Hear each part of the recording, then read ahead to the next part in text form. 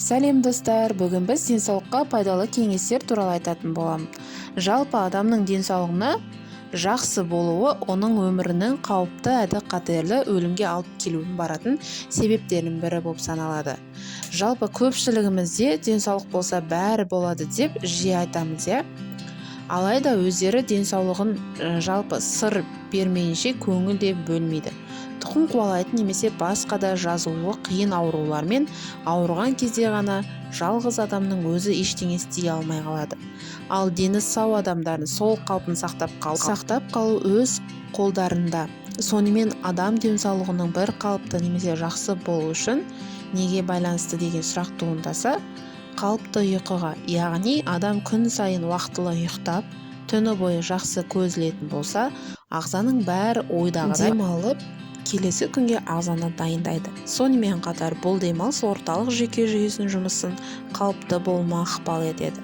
Жалпы дені сау адам күніне 8 сағаттан артық немесе кем ұйықтамауы тиіс. Сондай-ақ күндіз 1-2 сағат демалып алатындар болмаса, онда мұндай демалыстан бас тарту қажеті жоқ.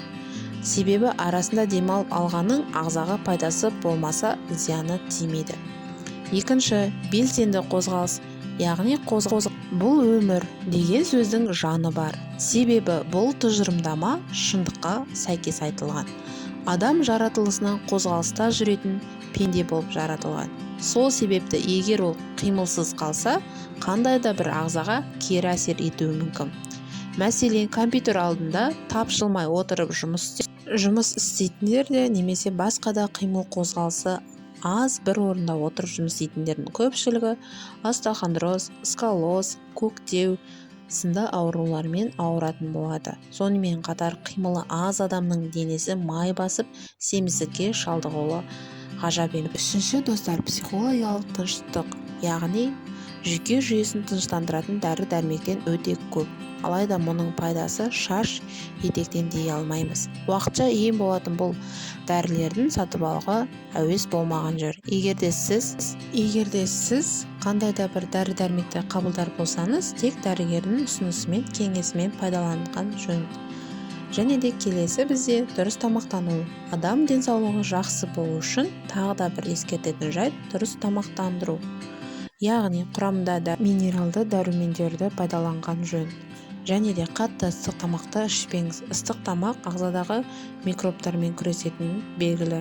Алайда бактериялардың ішінде пайдалары бар екені рас. Адам ағзасында тіндір өте нәзік келеді. Сол үшін ыстық тағам олардың тіршілігіне кері әсерін тигізуі мүмкін. Және де аузынан жағымсыз иістің шығуы да осыдан болады. Сіз ішетін тағам мен сусындар силиз өлшемі бойынша 45 градустан аспауы керек. Және суды бірнеше рет қайнатпаңыз. Су қайнаған сайын өзінің пайдалы қасиеттерін жоғалтады.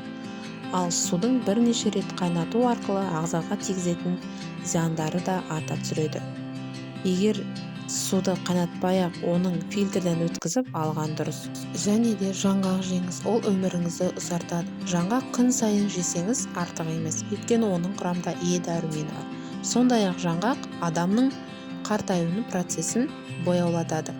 Ең пайдалы жаңғақ деп грек жаңғағын атауға болады. Грек жаңғағынан күніне 100 граммнан артық жемеңіз, өйткені шамадан тыс жеу өзіңізге проблемалары бар.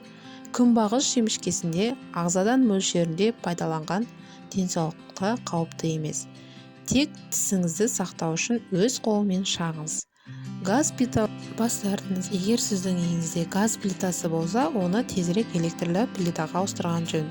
Себебі газды сөндірген соң оның зиянды ауаға қалып қоятынын ескертеміз. Ауада қалған газ сіздің қара күйкеге, яғни өкпеңізге түсетін болады. Сондай-ақ газдың жарылу қаупі зор екенін жақсы білеміз.